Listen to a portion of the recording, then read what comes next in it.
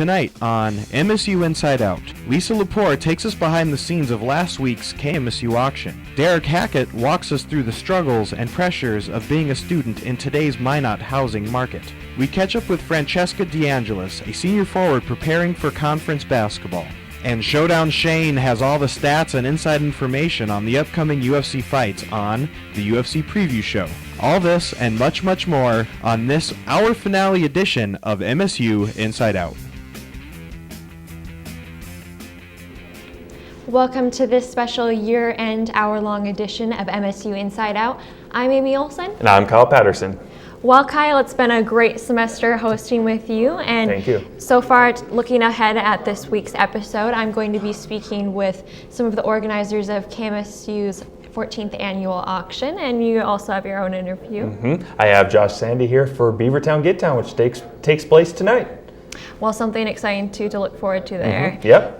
And first, we're going to be speaking with Marcus Hendrickson, who is going to be taking a look back at 2012's top entertainment news. Marcus, we're going to be speaking with in just a moment here, and I think this will be a really kind of fun series. Yes, I think it will be too. A look back at 2012, I think. So it's going to be interesting. Got some of the alumni here from the broadcasting department. Marcus? Thanks, guys. Joining me today is SGA President and MSU student Lindsay Nelson. Thanks for being with us today, Lindsay. Hi, Marcus. How you doing? I'm good. How are you? Good. Very good. We're talking a little about 2012 and big things that happened in 2012, and I guess we got to start off with the biggest thing that happened in 2012 was, of course, the presidential election. So talk to us a little bit about your thoughts on the election. Were you surprised or anything like that? I know this is going to sound horrible being the student body president, but I'm really not interested in politics at all. So leading up to the election, it was like, it's my duty as an American citizen to vote, so I should probably pick a candidate to vote for. And then we had a really cool election night party. SGA hosted one, so I went to that, and that was a lot of fun. But not overly interested in the election itself, to tell the truth. You got pretty sick of hearing about it after a while? Yeah, it's like sign on to Facebook, there's an ad. Sign on to MSN, there's an ad. I was ready for the elections to be over. Definitely.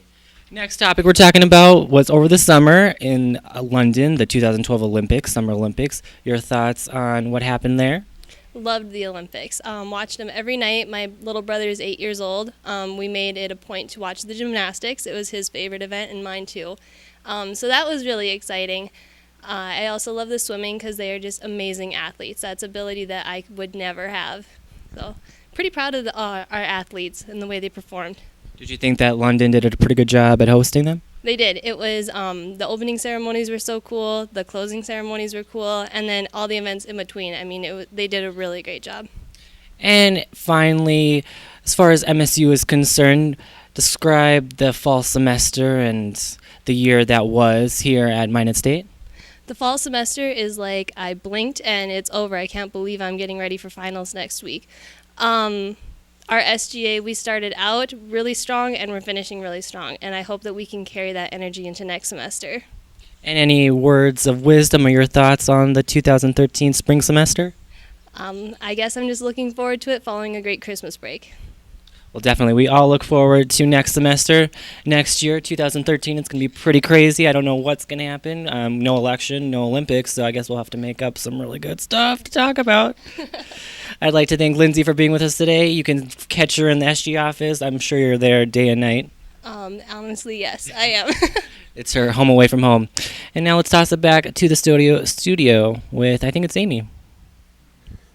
No? Thank you, Marcus. Well, the semester is wrapping up and finals are approaching fast, and there isn't much time for some relaxation. Well, tonight is Beavertown Get Down, which starts at 9 p.m. tonight at the Vegas. And to talk more about the event today is Josh Sandy, a sophomore here at Minot State University. Thank you for joining me here today. Thanks for having me. So this event is actually part of the class called Campaigning Strategies. What do you do in that class besides Beavertown Get Down? Campaigns and Strategies is a class that really gives you an in-depth look as a student at what it takes to be a public relations professional. And it's taught by Audra Meyerchin, and she's done an excellent job this year at really showing us the steps it takes to plan a big event like this. And there's a lot more that we thought we would have to do, and it's really been an interesting thing. Okay, and then how did this event start then in the class? Did it just come up, the idea? or- She gave us the task. She said it's 100% completely up to you guys. As students, we got to choose what we wanted to do Okay. as a class. And being college students, we thought, let's throw a dance party. And we thought Rumble in the Jungle would be a good theme. How did you guys pick the date then? Close to semesters, is that gosh. kind of? The date was one of the hardest decisions to make because we all had different obligations and everybody needs to be at this event. And so that was one of the decision-making processes. And we ended up picking the 6th, a Thursday, which is a popular date for people to go to dances, if not on the weekends. And it worked out for all of us, and we're hoping that it works out for students. Finals is coming. They may need a break. Hopefully, they need a fun break. All right, and how many people are in the class? I believe there's 12 of us. Is that enough people for an event like this then? We had all semester to plan. I think it is a good amount. I don't think you want any less than that because there are so many things that go into situations like this. But it's an ongoing task. You definitely need a good amount of people to help plan an event. Lots of experience though, right? Yeah, this has been a great experience. I'm also in student government, so I've been doing events like that, but this is completely different where you have more control. Audrey gave us complete control. It was up to us to make decisions, and that's how we've been rolling this year. That's awesome. And the donations tonight go to the Roosevelt Park Zoo. Were they the first choice for the donations? They were our original choice. We had thought of other options, but we kept coming back to the zoo.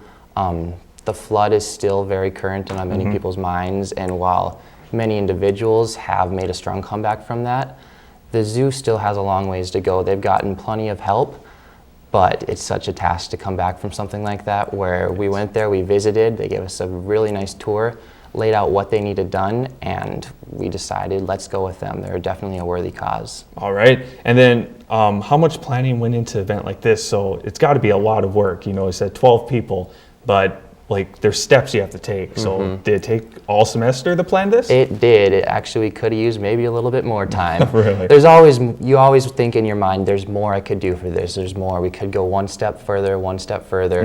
But when the time comes, you have to be happy with what you've accomplished.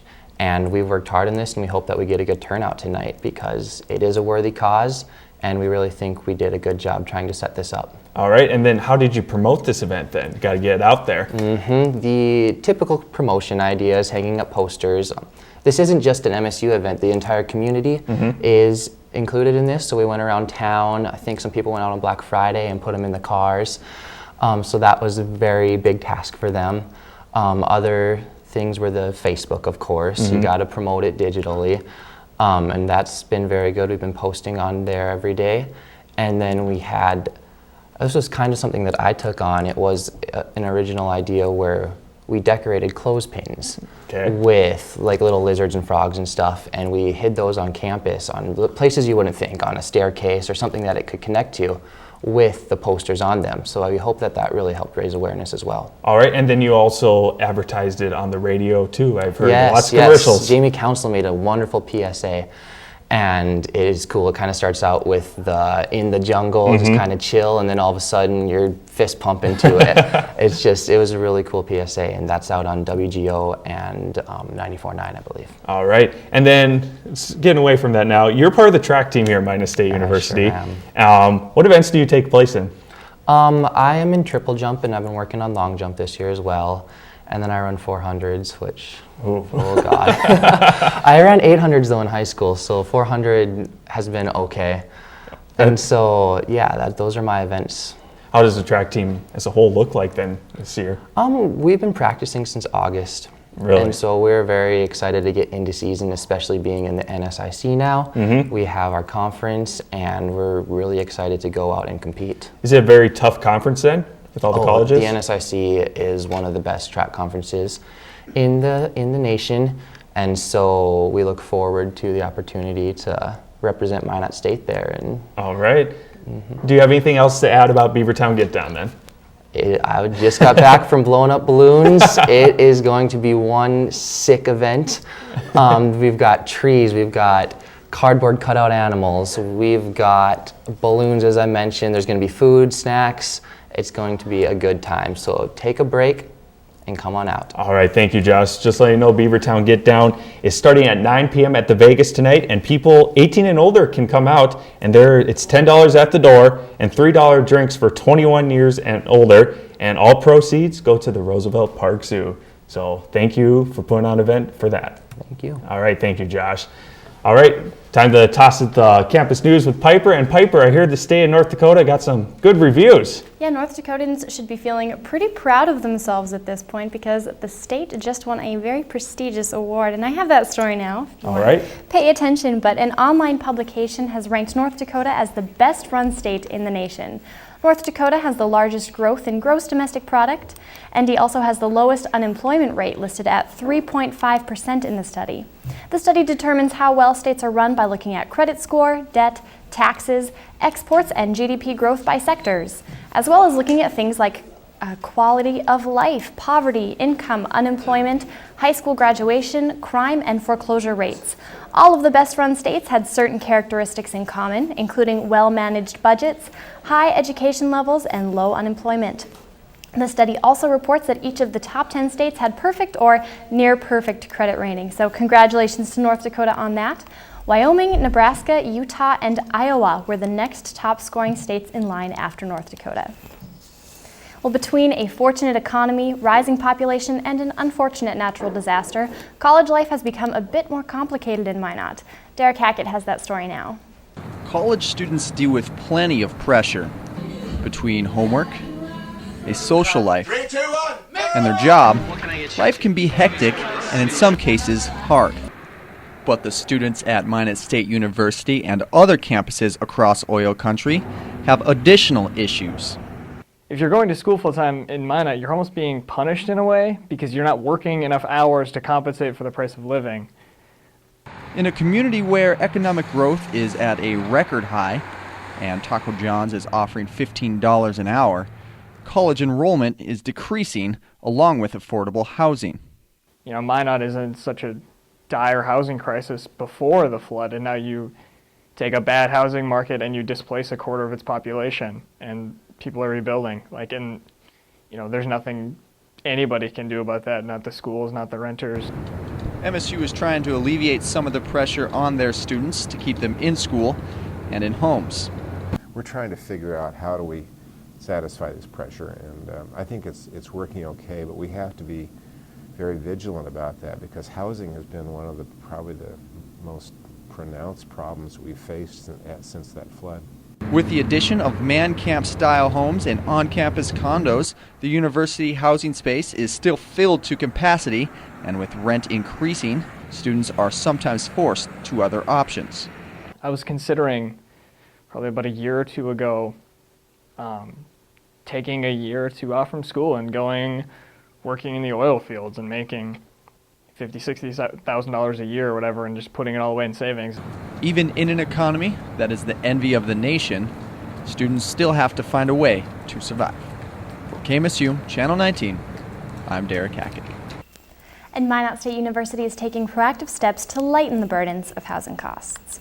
Well, the Minot Police Department is warning residents about some new community members that have gained attention around the town, a herd of moose. The police department says that the city has become home to a cow and her 2 young calves.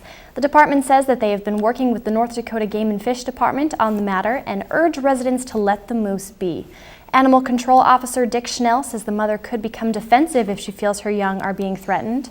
He says the moose will eventually work their way out of town. If they don't and become a hazard to the public, authorities will then take action. Keeping students occupied is a job within itself, literally. Derek Hackett tells us more about that position. It has been said that you can't make everyone happy, but that's still the challenge that the Minot State Student Activities Coordinator faces every day. I think the biggest challenge is trying to accommodate the student body's interests and not just catering to one type of student. Like, we have to bring in different comedians and different hypnotists, pick some scary movies and some cheesy movies, you know. It's been a learning curve for Erin. Just 1 year removed from college classes herself, entertainment is a different spin for the graphic design major.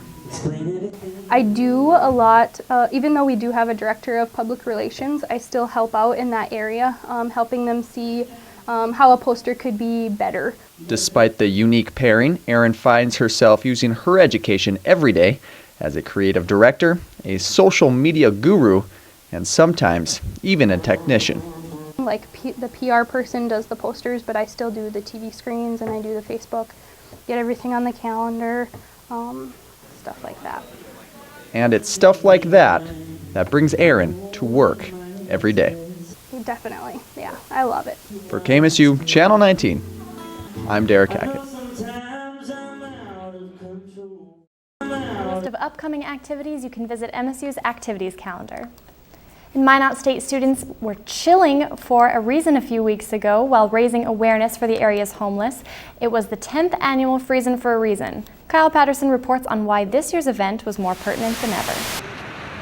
You can tell it's winter in Minot when there's snow on the ground, temperatures are dropping, and people are freezing for a reason. That's what the Student Social Work Organization, or the SSWO, is doing at Minot State University. The event is in its 10th year already, and all the money and food raised goes to the Minot Homeless Coalition. I think just the Student Social Work Organization just decided to raise awareness for during the Homelessness and Hunger Awareness Month of November. With last year being a record year, the SSWO is hoping a good turnout this year with the population boom going on around the area. The food pantries are a 50% increase and the soup kitchens are a 30% increase, and people are still coming into town, and it's not just people living on the streets, it's people jumping from house to house, and they have no place to live with housing increasing and everything, and just the traffic alone shows how much the population has increased and the increase of homelessness around. With all this traffic on Broadway in Minot, getting noticed is pretty easy, but they won't count donations until the day is done. I guess it was bad luck in the previous years to count it as we're collecting it. After a day of freezing, it was for a good reason in multiple ways. Well, it's for a good feeling, definitely, and it obviously will look good on like our resumes and everything. After that good feeling, it might be time for a good cup of coffee. $1, even one can good, goes a long way for the homeless. With MSU Inside Out, I'm Kyle Patterson. And if you are interested in donating to the Minot Area Homeless Coalition or would like to know the location of the soup kitchens, you can call 852-6300. Finally, the snow was too much for a snowman in North Dakota. Bismarck Police Sergeant Mark Buchena says that the snowman was destroyed Wednesday in an explosion. Buchena says the police report does not say whether the snowman was made up of snow or a holiday decoration. There was no damage amount listed for the snowman. A 47-year-old woman reported the exploding snowman when she called to tell authorities about an explosion outside of her home. An officer who reported to the scene found black duct tape and pieces of sparklers in the yard and in the street. Buchena says another neighbor reported seeing white Chevrolet Suburban stopped in front of the home and tossed something from a window, but right now there are no suspects. So I guess since this is our final show, it's time for my pun about going out with a bang. Thanks for that fun story, Piper. Absolutely. Thank you. Still to come on this episode of MSU Inside Out, we have sports with Shane Court, weather with Derek Hackett, some more fun entertainment news with Marcus Hendrickson, and also presenting of the check to Roosevelt Park. But first, a word from our underwriters. To our underwriters. We are back here on MSU Inside Out, our final episode of the 2012 season, and we are keeping Marcus busy over in the Batcave. Marcus, what do you have going on? And we're looking back at some more of the events that happened here in 2012. Joining me is former MSU student and broadcasting in broadcast department, Jenny Castro. And we're talking about Hurricane Sandy. That was one of the big news stories that happened here about a month ago around Halloween time. Talk to us a little bit about when you found out the news about how devastating Hurricane Sandy was going to be. Well, I think anytime with natural disasters, it doesn't actually seem like it's going to happen. So when it does, everybody's really panicky, and it's just like surreal. And everybody says that it looks like, or it's like a movie. That's what you hear everybody say on TV. And I think for us in Minot, it seemed very familiar with the flooding and you know, people losing their homes. And I think we know it's going to be a long time for recovery, because in Minot, it's like millions of dollars worth of damage. There on the coast, billions of dollars. And, you know, it was weird seeing the tragedy on TV. For me, it just seemed, it wasn't new. It was like, yeah, I've talked to people who have lost their homes before. It's It's real. It's crazy. So, yeah, I think I don't know. FEMA's gonna have a lot of work to do in this next few years. Because you can kind of relate since you were part of the flood of 2011 here in Minot. Yeah. I mean, it's been a little over a year, and my sister and I, we were renting a house, and we live in a FEMA trailer, and there's hundreds of people out there, and it's weird how you get used to it too. Because I'm just going home, I'm just going to my FEMA trailer, and I mean, I kind of like it, but there's people who are working on their homes and not renting, so that's pretty tough for homeowners. Definitely. And switching gears quite dramatically, we are switching over to Honey Boo Boo, one of the breakout stars here of 2012. She was named by Barbara Walters one of the 10 most fascinating people of 2012. Your thoughts on her rise to fame? Her rise to fame, oh man. Crazy. Okay, well, Honey Boo Boo has brought so much joy to my life. I mean, I see the clips, and it's just, I mean, it's like, are you kidding me? And I've had to hold myself back to actually go to my DVR and record it, but I really want to. So I think it's like one of those guilty pleasures, and you feel so bad watching it too, because like somebody should do something about this. This chick is gonna have like a Lindsay Lohan moment when she's 14, and I don't know, maybe after that she'll recover and become like some brilliant person. But I think she's got, I don't know, tough childhood, but entertaining. Personally, do you think that it's a form of exploitation? Yeah. Well, and I think like the family or friends don't care enough about them to be like, you know, the people are making fun of you, basically is what it is. And like for us, it's, you can't help but to laugh, but still at the same time you're like, oh, this is bad for these people. Definitely. Well, we went from the Hurricane Sandy to Hurricane Honey Boo Boo. We were hit pretty hard this 2012. We look to see what happens with Honey Boo Boo in 2013. Yeah, I'll be watching. And anything going on with you here in 2013 that you're excited for? Well, hopefully I should be able to get into an apartment building, and I'll have to be paying rent, because in the FEMA trailer I didn't have rent. So that was, for renters, that was probably a nice thing. But yeah, like you said earlier, not much going on with no election and no Olympics. But there's always something going on. Definitely. Well, we look forward to hearing about what's going on with you. And that's Jenny Castro. And now we're going to toss it back to the studio. Thank you, Marcus. And regular viewers of our show know that last week was the 14th annual KMSU auction. And a look at the behind-the-scenes action, we have Lisa Lepore.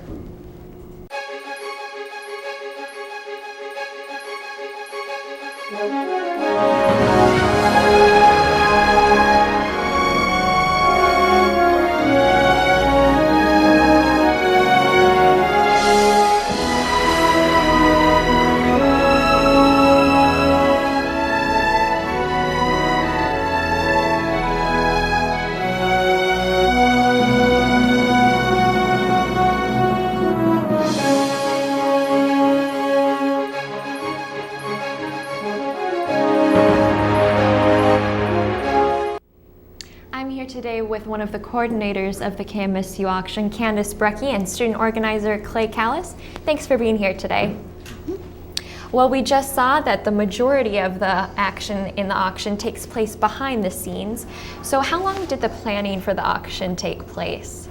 Well, we began the beginning of the semester, so late August, and the majority of the donations started right away, and we went through the end of October gathering donations. And then the rest of it was organizing it, put it into packages, and promoting. And to help complete that heavy workload, there's an MSU student class that participates in that, and Clay, you were a part of that. So can you tell us, what did you all do as a student in that class? Everything. One of the first classes, we actually voted on what to do with the money that we raised, whether we were going to keep it all or donate some of it. We actually came up with giving it to Roosevelt Park. The other thing, we went out in the community, we talked to businesses, we got the donations, we did it individually, off campus. There's a lot of out of class work, and then we did a lot of promoting. We came up with the posters, distributed them, and gave a couple PowerPoints to the service clubs in Minot. So we did pretty much everything. And we mentioned the night of the auction that it wouldn't be possible without all of the generous donations that we receive. And a lot of those donators actually repeat and donate from year to year. How does it feel to have the community's support? Oh, it's wonderful. I mean, obviously we couldn't do it without them. And especially this year, we had a really small class size. So when we went out to solicit for donations, we went by the list that had given in the past. So it was nice to look back and see all the support that we've had in past years and to know that we could rely on them again this year. We really appreciate it. And last week's auction was able to raise over $14,000 for the broadcasting department and also for the Roosevelt Park District. How does it feel to have such a successful night? I'll ask you. Personally, it felt great. I mean, like she said, we had such a small class that it really was rewarding, for all the money or time and effort we put into it. And for how smooth the auction was run, it was really exciting too. And they said it was a good turnout, so being in my first year, I felt pretty good about it. And some of those funds we said goes to the broadcasting department. And Clay, as a broadcasting student, how would you like to see those funds spent?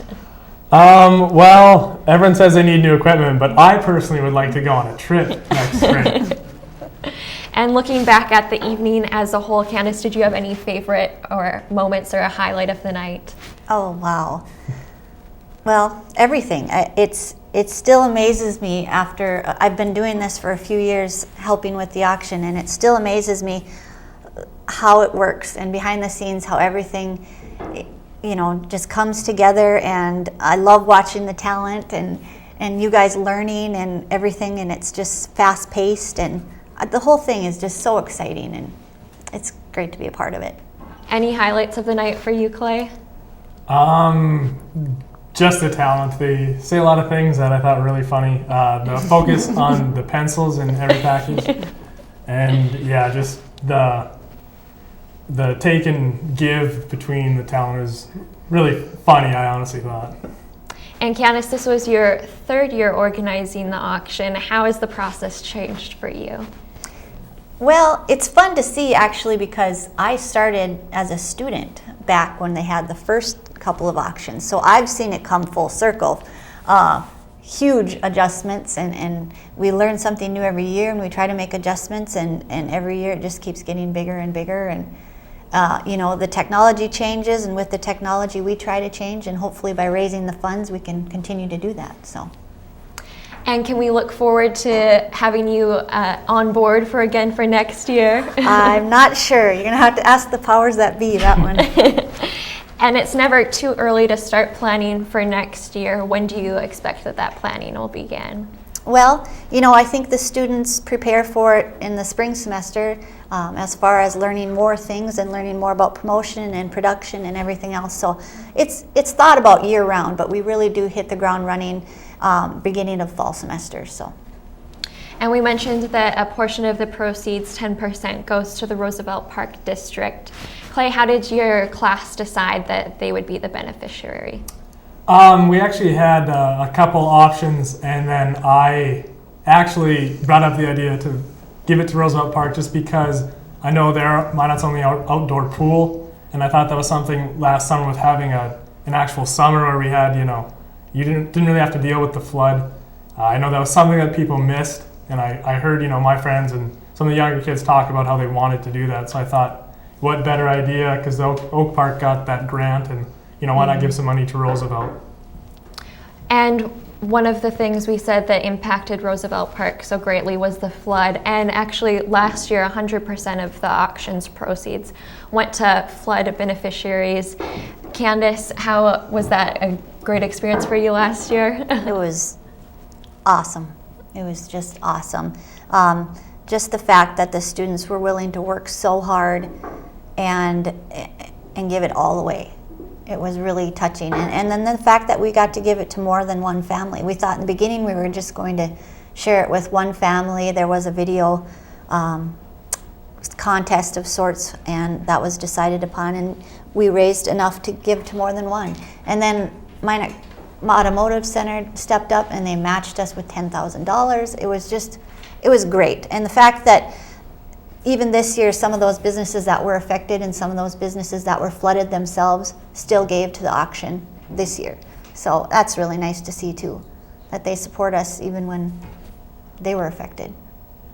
That was actually a record-breaking year for the highest funds we've ever raised, so it's nice to see that the community supported everyone in that too.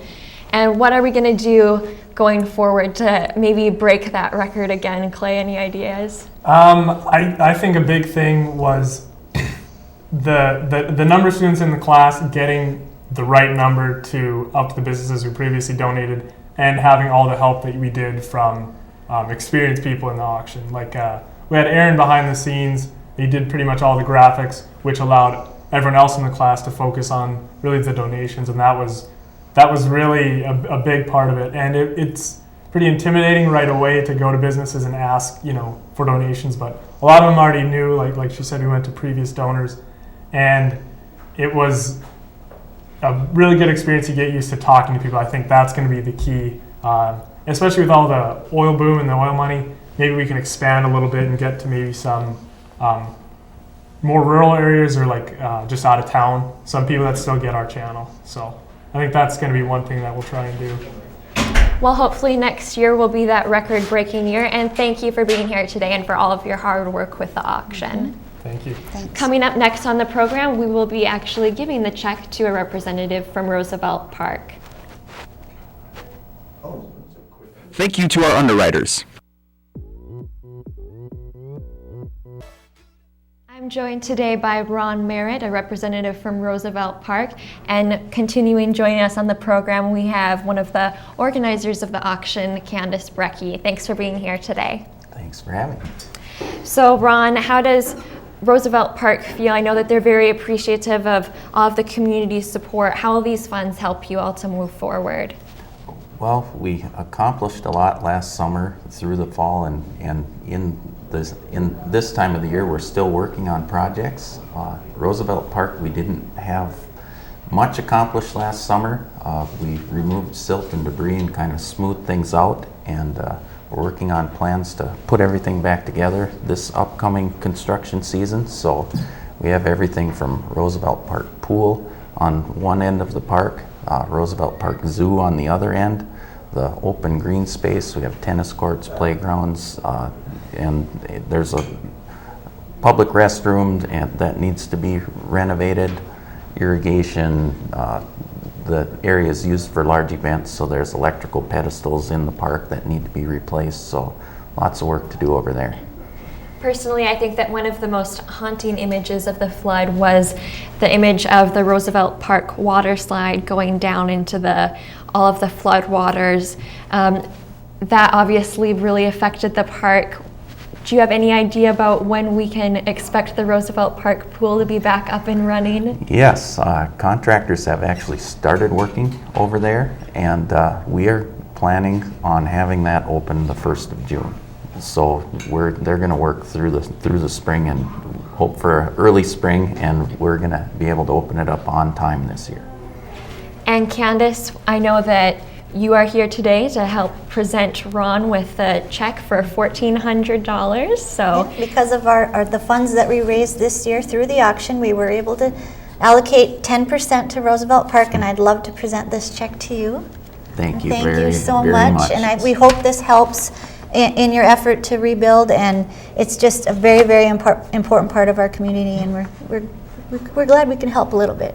Well, we certainly appreciate it. It was wonderful for the class to pick Roosevelt Park to raise funds for, and every amount that we bring in helps.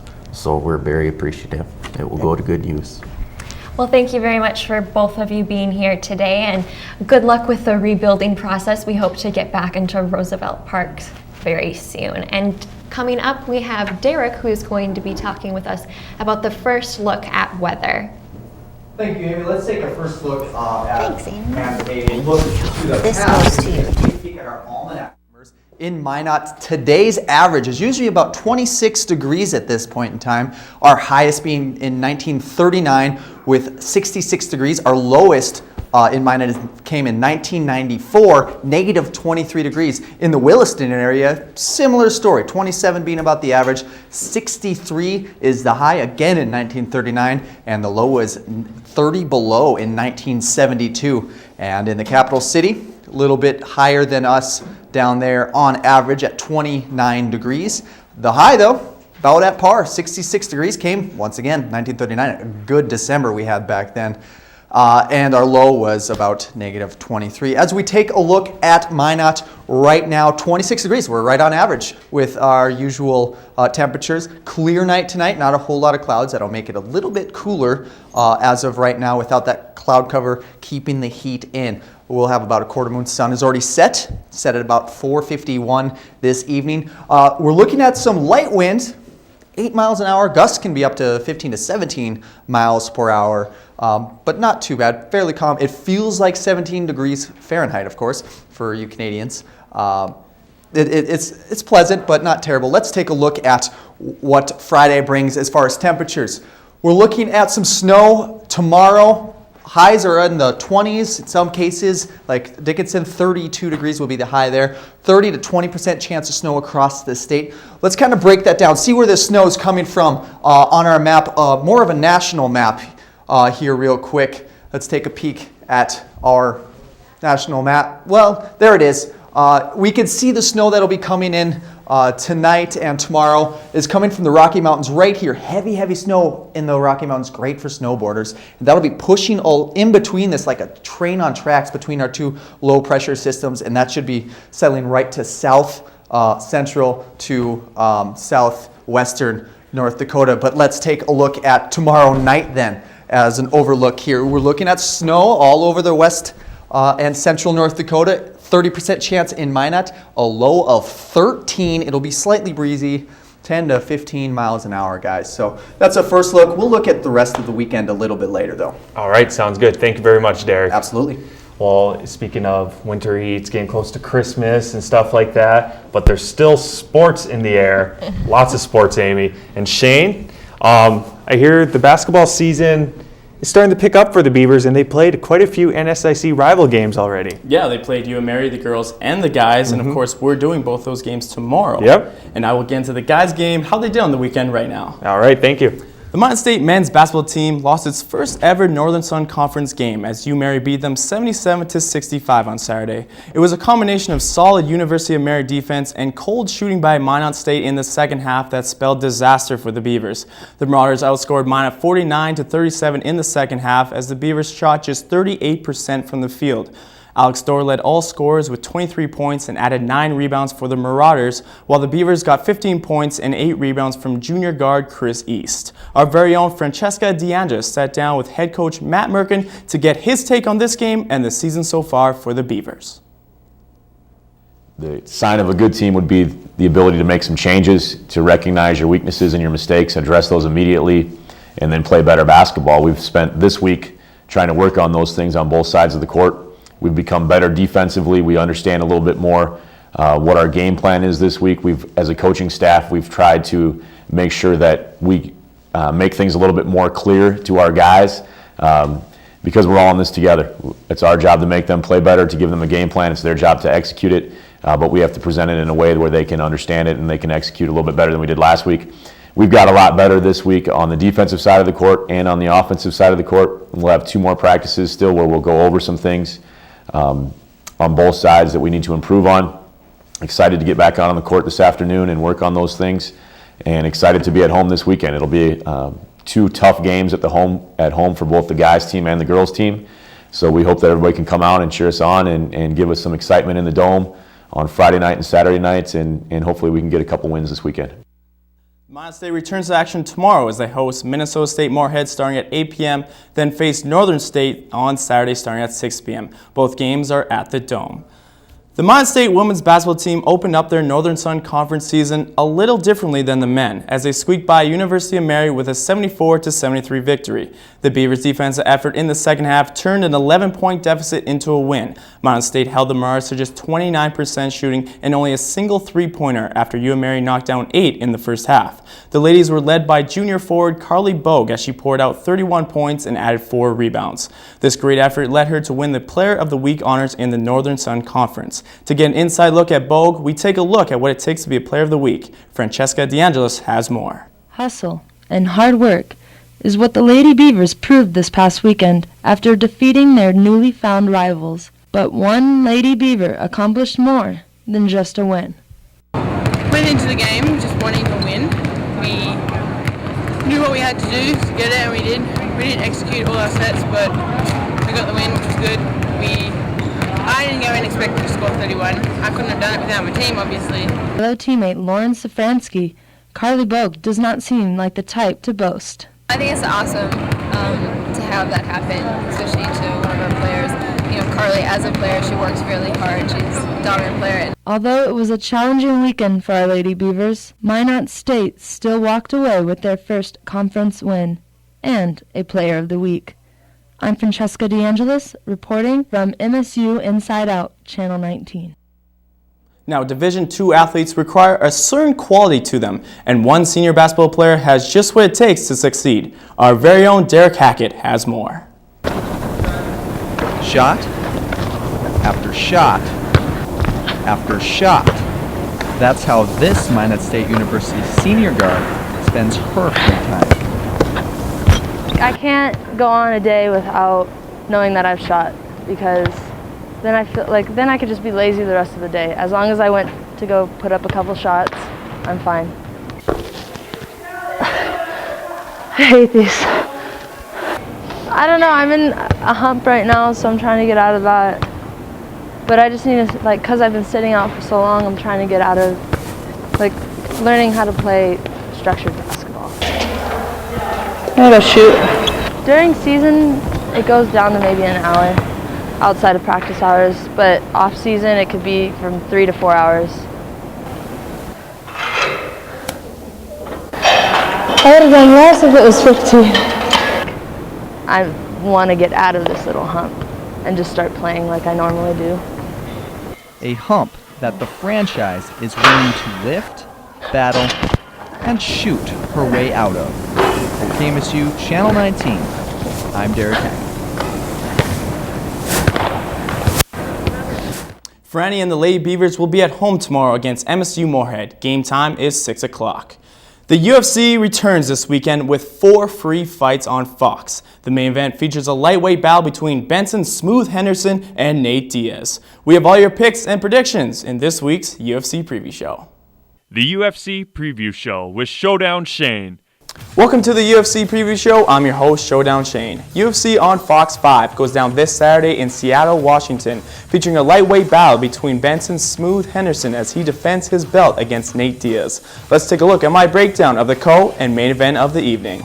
Showdown's Breakdown. The co-main event of the evening features a light heavyweight battle between Mauricio Shogun Hua and Alexander the Mauler Gustafsson. Shogun is a guy that just goes to war. No question he was in the fight of the year against Dan Henderson and is in the running this year for his fight against Brandon Vera. He lost the heavyweight belt to John Jones, but there's no question he wants another shot at that belt as soon as possible. Alexander Gustafsson is the real deal as he's won his last 5 fights and will try to make it 6 when he takes on Hua. This kid is obsessed with becoming the light heavyweight champion. He sees the goal at the end of the rainbow and Shogun is standing in his way. This was a really tough fight for me to pick, but I think overall I like Shogun in this fight and he will win it with a second round TKO. Now for your main event of the evening, which features the lightweight belt on the line as Benson Smooth Henderson will take on Nate Diaz. Nate Diaz's submissions off his back are absolutely outstanding, and this is the perfect time for him to challenge for the title. Since moving down to lightweight, he has won his last 3 and can absolutely pick opponents apart with his boxing. Benson Henderson is the lightweight champion for a reason. This guy has very explosive leg kicks and his hands can be just too fast for opponents. His conditioning is always impressive, which helps him keep a good pace throughout the fight. Overall, I think the 6-inch reach advantage that Diaz has over Henderson will be the key in this fight. I have Nate Diaz win this fight via split decision. To round out my picks for the rest of the main card, I have Mike Quick Swick picking up the decision victory over Matt Brown and Rory McDonald being BJ Penn via unanimous decision.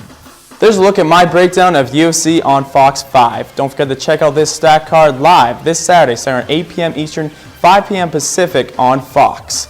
We'll see you next time on the UFC Preview Show.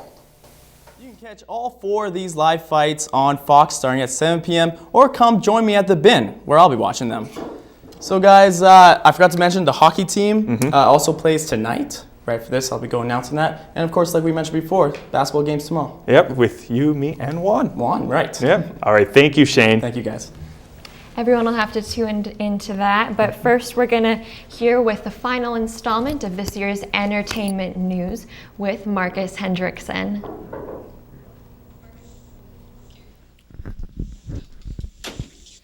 Thanks, guys. Joining me is the Broadcasting Department's prodigal daughter, Cassie Newhart. Thanks for being with us today, Cassie. Thanks for having me again. In closing on this 2012 little segment that we got going on here, our first big topic is Pinterest, which exploded in 2012, has 25 million visitors so far up to this point. It's worth $1.5 billion. You have one. I know you do. Why do you love Pinterest? I love Pinterest. I am a fanatic. I think the reason why I love it is because I like to cook and bake and that sort of thing. So that's where I go and get my little inspiration if I want to bake something for my family or anyone. And I like to do crafts, so I like to look on there for ideas and that sort of thing. And so I think it's just a neat collaboration of people's ideas put together just in one place.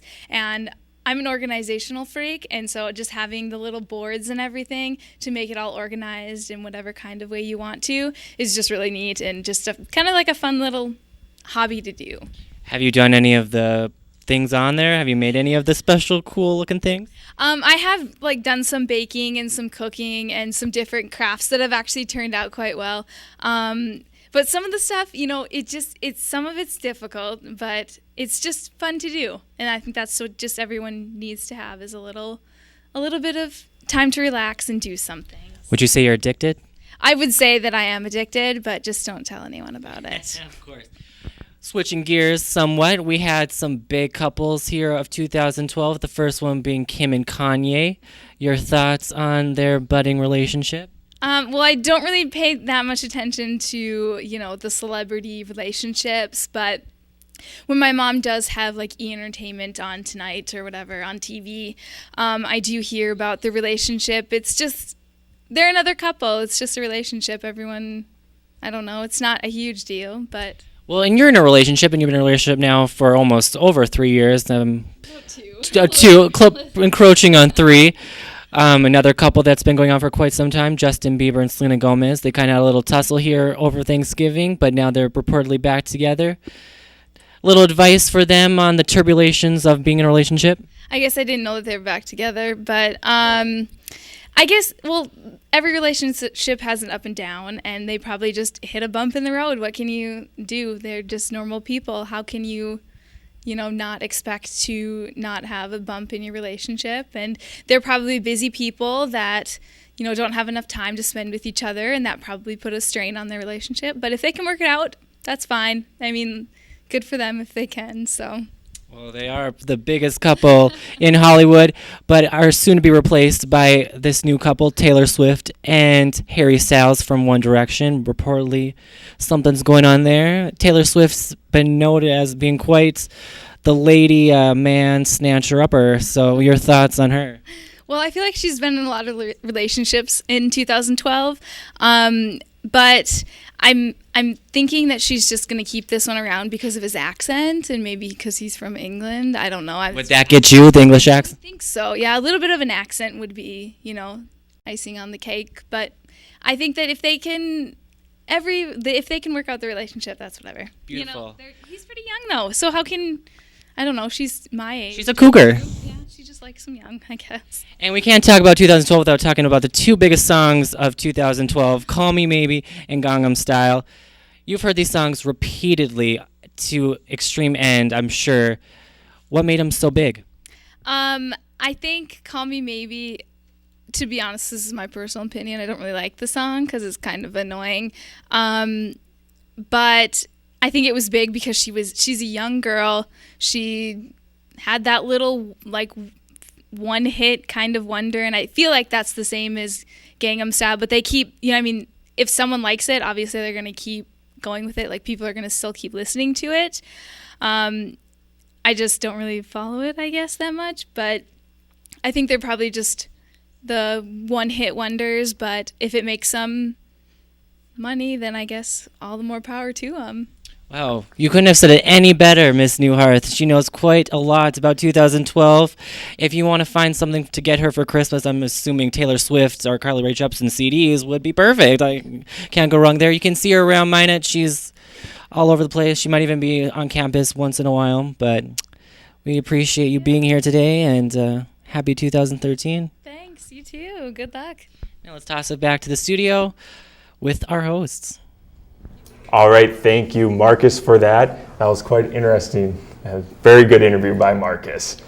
And Yes, now, it was. and now it's time for some weather. Last look at weather with Derek Hackett. Derek, what's going on? Well, I showed you a little bit of today and Friday, but let's take a look at this weekend now over here at our KMSU Weather Center. Let's take a look at Saturday's temps. Oh boy, that is a lot of snow throughout the state. We're looking at snow all over, 40% on the west, about 20% on the east. Starting over here at Williston, high of 22, and Dickinson has a little bit of a warmer temperature at 28, but here in Minot, 22 with a low of 1. We're getting down there finally after a month long of wonderful temperatures. Capital City, we're at 29. In Fargo, 27 degrees. That's going to fluctuate a little bit, but it'll still be some snowy precipitation per se. And in Grand Forks, 20% chance of snow, high of 26. Let's take a look at Saturday night now, real quick. Similar story. Snow will start to dissipate. It'll start moving up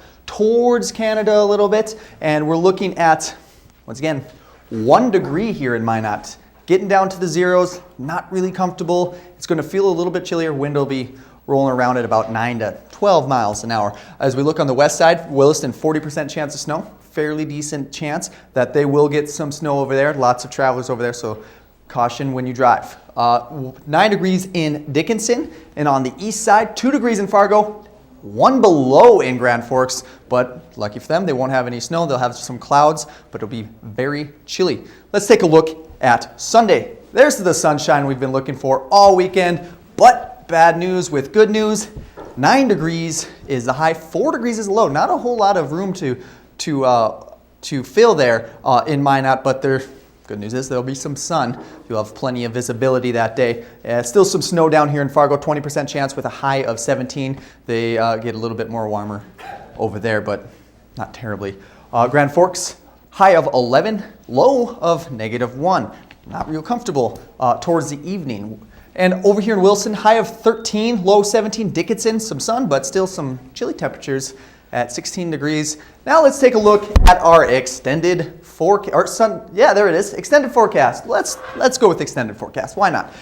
We're looking at some more snow on Monday. 20% chance. Not terribly likely, but it can happen. High of 24, low of 14. Tuesday, 23. Snow will stop for about a day. As we look at more snow on Wednesday, possible at 20%. High of 25.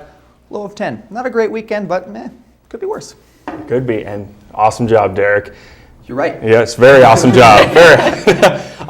This is, I guess we're going to wrap it up here, and we have 2 seniors that are graduating in December. They will be Marcus Hendrickson and Piper Jones, so good luck to them. And Amy, you'll be student teaching in the spring, right? I will be off to different things. Different things. And most of us will be here for next semester for the MSU Inside Out show.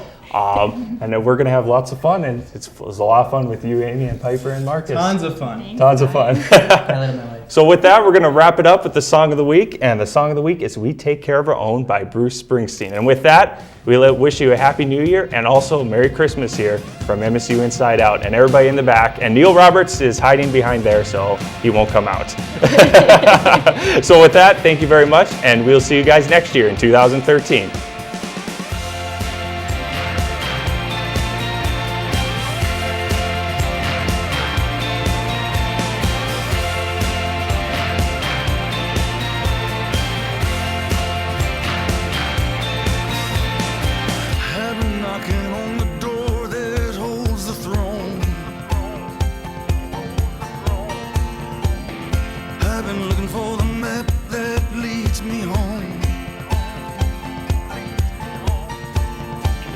I've been stumbling on good hearts turned to stone.